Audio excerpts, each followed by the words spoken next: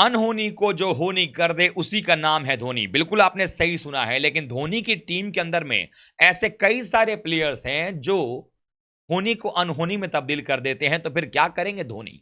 और इसी वजह से चेन्नई सुपर किंग्स की ऐसी हार हो गई है जिसकी वजह अब प्लेऑफ से चेन्नई सुपर किंग्स की टीम लगभग बाहर होती नजर आ रही है। तो आरसीबी को गुजरात टाइटंस ने फायदा पहुंचा दिया है चेन्नई को हरा करके। आखिरकार चेन्नई सुपर किंग्स के जीती हुई बाजी की हार के तीन गुनहगार कौन हैं, हम आपको इस वीडियो में बताने वाले हैं कि किन उन तीन खिलाड़ियों ने मिलकर के या उन तीन वजहों ने मिलकर के चेन्नई को हारने पर मजबूर कर दिया है, और कैसे अब चेन्नई यहां से कमबैक कर भी पाएगा या नहीं करेगा। आरसीबी के लिए क्या इक्वेशन बनने वाला है और क्या वाकई में प्लेऑफ से चेन्नई सुपर किंग्स की टीम बाहर हो गई है, यह सब कुछ आपको हम इस वीडियो में बताने वाले हैं। तो वीडियो को पूरा देखिएगा, पसंद आए तो लाइक कर लीजिएगा, शेयर कीजिएगा दोस्तों में, और चैनल पर आप पहली बार आए हैं तो क्रिक रोस्ट की फैमिली में सब्सक्राइब का बटन दबा करके अभी शामिल हो जाइए। तो चलिए वीडियो को शुरू करते हैं। चेन्नई सुपर किंग्स की टीम जब मैदान पर उतरी और टॉस ऋतुराज गायकवाड़ ने जीता तो सबको अचंभा हो गया, क्योंकि 11 मैच के बाद 12वें मुकाबले में ये उनकी सिर्फ दूसरी टॉस जीत थी। हालांकि जब जब वो टॉस हार रहे थे लगभग मैचेस वो जीत रहे थे, लेकिन इस बार उन्होंने टॉस जीतने के बाद पहले गेंदबाजी का फैसला किया। और अहमदाबाद में तभी लग गया था कि ये फैसला कहीं गलत तो नहीं हो जाएगा, ये फैसले का जो दाम है उल्टा तो नहीं पड़ जाए, क्योंकि आप पहले बैटिंग करके दबाव में डाल सकते थे, ये जानते हुए कि गुजरात में अहमदाबाद में खास करके किसी भी प्रकार से रात में ओस नहीं आ रही है, और अगर ओस नहीं आएगी तो कंडीशंस बराबर रहेंगे। पिच रिपोर्ट में भी लगातार ये बात बताई गई थी कि पिच जो है वो चेंज नहीं होने वाला है और 200 प्लस स्कोर तो यहां पर बनना तय है। फिर भी जब गुजरात टाइटंस की टीम बल्लेबाजी करने के लिए आई तो वहां पर जबरदस्त तरीके से शुरुआत करने के लिए आए ओपनिंग में शुभमन गिल के साथ साई सुदर्शन साहा को ड्रॉप किया गया और उनकी जगह पर गेंदबाजी में लेकर के आया गया कार्तिक त्यागी को, और बल्लेबाजी में फिर जोशुआ लिटल की जगह ड्रॉप करके ले आया गया मैथ्यू वेड को। अब ऐसे में दोनों ही बल्लेबाजों ने शुरुआत किया, दोनों ने बल्लेबाजों ने मिलकर 210 रनों की ओपनिंग स्टैंड कर दी और कहीं ना कहीं यह तय कर दिया दोनों बल्लेबाजों ने शतक लगा करके कि अब यहां से 250 पौने 300 रन लगभग बनते नजर आएंगे। लेकिन अंत में कुछ अच्छी गेंदबाजी हुई शार्दुल ठाकुर की तरफ से, टीम जो है 231 जाते जाते रुक गई। 232 का टारगेट मिला था चेन्नई की टीम को, और चेन्नई की टीम जो है वो 232 का टारगेट चेज नहीं कर पाई और मुकाबले को 35 रनों से गंवाती नजर आई। लेकिन ये मुकाबले में जो हार रही चेन्नई की, और बड़ी हार हो सकती थी अगर महेंद्र सिंह धोनी के बल्ले से वो तूफानी 26 रनों की पारी ना आती। लेकिन सबसे बड़ी बात है कि आखिरकार ये मैच हारा कहां गया है। वो तीन गुनहगारों में जो पहला गुनहगार रहा है सिचुएशन का, वो रहा है मिडिल ओवर्स में खराब गेंदबाजी और मिडिल ओवर्स में उन गेंदबाजों का टीम के साथ में ना होना जो इस टीम के अभी तक धुरी बने हुए थे। जी हां, आपने सही समझा है, मैं बात कर रहा हूं तीन उन गेंदबाजों की जो यहां पर नहीं थे। उनमें से दो ऐसे गेंदबाज जो अगर टीम के साथ रहते हैं तो जबरदस्त गेंदबाजी करते हैं। मैं बात कर रहा हूं मुस्तफिजुर रहमान और पाथिशा पाथिराना की। मुस्तफिजुर रहमान अपने इंटरनेशनल ड्यूटी के लिए बांग्लादेश लौट गए और पाथिराना को हैमस्ट्रिंग इंजरी हो गई तो श्रीलंका चले गए। ऐसे में ये गेंदबाज जो अमूमन 12 से 16वें ओवर के बीच में गेंदबाजी करने आते हैं और वहीं पर लगाम लगाते हैं मिडिल ओवर्स में सामने वाली टीम पर, लेकिन हुआ ये कि इनके पास वो गेंदबाजी आक्रमण था नहीं। रचिन रविंद्र, आपके मिचेल सैंटनर और जडेजा, इन दोनों के ओवर्स में दोनों ने 2-2 ओवर गेंदबाजी किया। जडेजा ने 29 रन दिए, 31 रन सैंटनर रन दिए, मिलकर 4 में 60 रन दे दिए। और उसकी वजह से जो 6 गेंदबाजों का इस्तेमाल किया गया उनमें से जो 5वें गेंदबाज की भरपाई करनी थी डैरल मिचेल ने आकर किया 4 ओवर, उसमें 52 रन मारे गए।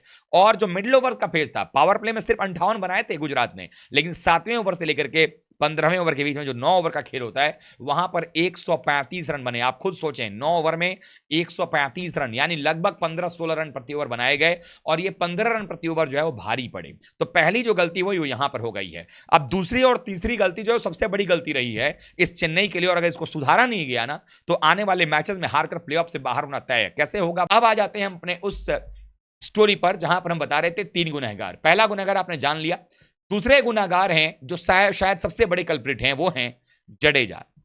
जडेजा का फॉर्म चिंता का कारण है, सिर्फ ये चेन्नई के लिए नहीं, टीम इंडिया के लिए भी। क्यों कारण है वो बताता हूं।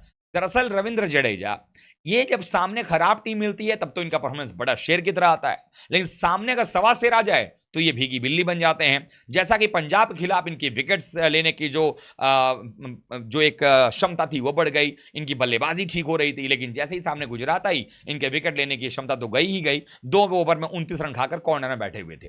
ऐसे में इनकी जो गेंदबाजी है वो तो सवालों के घेरे में है ही कि ये वर्ल्ड कप में टीम इंडिया का भी कहीं बेड़ा ना गर्क कर दें। इसलिए द्रविड़ साहब अभी से होशियार हो जाइए, जडेजा को खिलाने की जरूरत नहीं है, अक्सर कोई खिलाए ज्यादा बेहतर रहेगा।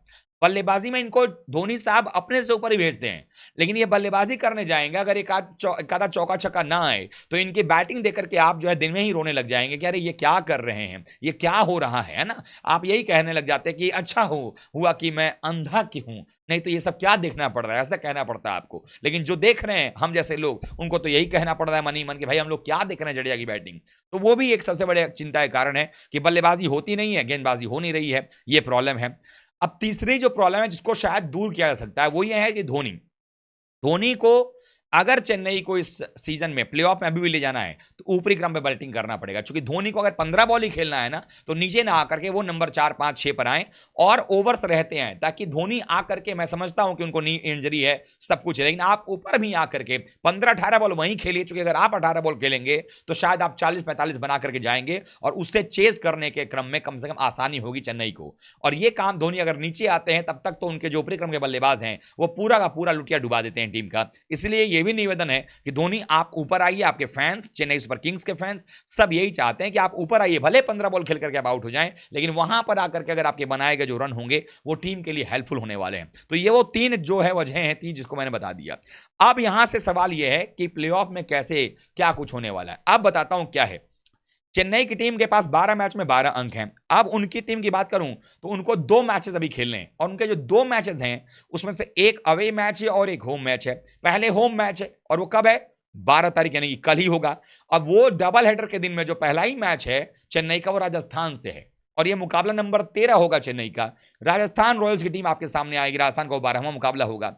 अब राजस्थान ने अगर आपको हरा दिया आपके घर में तो आपके पास में क्या होगा, जो प्लस में नेट रन है वो थोड़ा सा और नीचे आएगा और 13 मैच में आपके पास 12 अंक रह जाएंगे। ऐसे में आपको हर हाल में जो आखिरी मैच होगा बेंगलुरु के खिलाफ चेन्नई में, बेंगलुरु में, एम चिन्नास्वामी में, वहां पर आपको जीतना पड़ेगा। और अगर आरसीबी क्वालिफाई करना है तो वो आपको हराएंगे, अगर वो हरा देते हैं तो काम खत्म हो जाता है, अगर आप उनको हरा देते हैं तो आपके 14 अंक तो हो जाएंगे। तो ये चीज है, लेकिन आप पर दबाव फिर रहेगा कि लखनऊ पीछे से ना आ जाए, क्योंकि लखनऊ के 16 अंक हो सकते हैं, दिल्ली के 16 अंक हो सकते हैं, लेकिन अगर आरसीबी ने दिल्ली और फिर आपको पीट दिया तो फिर आरसीबी 14 अंक के साथ क्वालिफाई कर जाएगी, लखनऊ और दिल्ली ये भी बाहर हो जाएंगे और फिर मुश्किलें बढ़ती नजर आएंगी यहां पर। तो ऐसे में चेन्नई टॉप 4 से अगर बाहर होती है तो सबसे बड़ी गलतियां जो हमने 3 गलती बताई, शायद ये सिर्फ एक मैच की बात नहीं है, ये इस पूरे टूर्नामेंट की बात है। जो मिडल ओवर्स की गेंदबाजी है वो समस्या रही है चेन्नई सुपर किंग्स के लिए, लेकिन वो समस्या पाथिराना और मुस्तफिजुर के जाने के बाद हुई है। लेकिन अब जो परेशानी है सेकंड और थर्ड वाली, जो मैंने बात बताई आपको, जडेजा की बल्लेबाजी, उनकी गेंदबाजी वो कमाल नहीं है, वो खराब है। धोनी का ऊपरी क्रम बैटिंग करना, इसको अभी भी सुधारा जा सकता है। और हाँ, एक और बड़ी कमी जो अंतिम बता दूं आपको, अजिंक्य रहाणे का फॉर्म, ये मैं भूल गया था लेकिन बता देता हूं। अजिंक्य रहाणे को बतौर ओपनर खिला करके गायकवाड़ नंबर 3 पर अपने आप को ले जाकर के सबसे बड़ी गलती कर रहे हैं। गायकवाड़ ओपनिंग में अच्छा कर रहे थे, उनको ओपनिंग ही करना चाहिए। जब जब उन्होंने अपने आप को नंबर 3 पर भेजा है इस आईपीएल में, तब तब वो खराब खेले हैं, तो उनको खुद को ओपनिंग करवाना चाहिए, चाहे वो सचिन रविंद्रा के साथ करें, चाहे वो रहाणे के साथ करें। गायकवाड़ को अपनी ओपनिंग स्लॉट नहीं छोड़नी चाहिए। अगर रविंद्रा के साथ कर रहे हैं तो रहाणे नंबर 3 खेल सकते हैं। यहां पर अगर आप इतने बड़े स्कोर का चेस कर रहे थे तो आपको इंपैक्ट प्लेयर में रहाणे के बजाय समीर रिजवी को रखना चाहिए था। आप लोग क्या सोच रहे हैं, आप लोग कमेंट करके बताइएगा। वीडियो को लाइक कीजिएगा, शेयर कीजिएगा, और चैनल पर आप पहली बार आए हैं तो क्रिक रोस्ट की फैमिली में सब्सक्राइब बटन दबा करके अभी शामिल हो जाएगा। मिलते हैं किसी और वीडियो के साथ, तब तक आप सभी का बहुत बहुत धन्यवाद। थैंक यू सो मच दोस्तों।